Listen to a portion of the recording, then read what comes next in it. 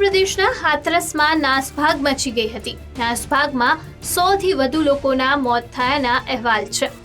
જ્યાં નાસભાગ થઈ ત્યાં સત્સંગ ચાલી રહ્યો હતો. આ ઘટના હાથરસના રતિભાનપુર વિસ્તારની છે.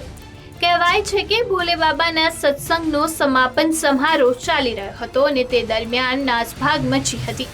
આ નાસભાગમાં ઘાયલ થયેલા લોકોને નજીકના હોસ્પિટલમાં લઈ જવામાં આવ્યા હતા.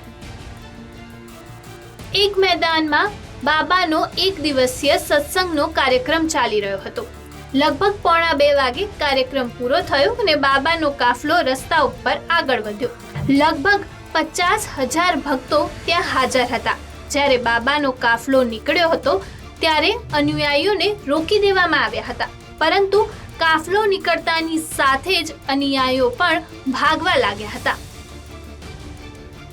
ગરમી અને ભેજના કારણે ત્યાં હાજર લોકો પરેશાન થઈ ગયા હતા. પ્રત્યક્ષદર્શીએ જણાવ્યું કે ભીડમાં ગૂંગળામણના કારણે ઘણા લોકો બેભાન થઈ ગયા અને ભાગદોડ મચી ગઈ. ત્યારબાદ લોકો એકબીજા પર ચડવા લાગ્યા અને લોકોની મોટી ભીડ એકઠી થઈ ગઈ. ઉતાવળમાં નીકળવાના કારણે ત્યાં નાસભાગ મચી ગઈ હતી. લોકો એકબીજાની સામે જોતા ન હતા અને પડી ગયેલા લોકો પર ચડી ગયા હતા.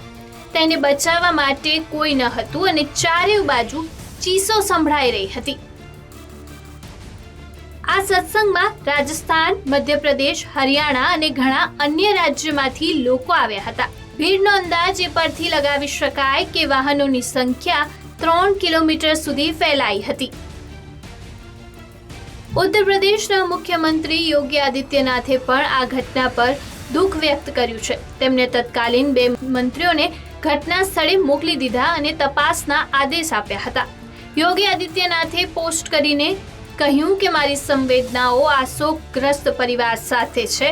રાહત અને બચાવ કામગીરી યુદ્ધના ધોરણે હાથ ધરવામાં આવશે અને ઘાયલોને યોગ્ય સારવાર આપવામાં આવશે.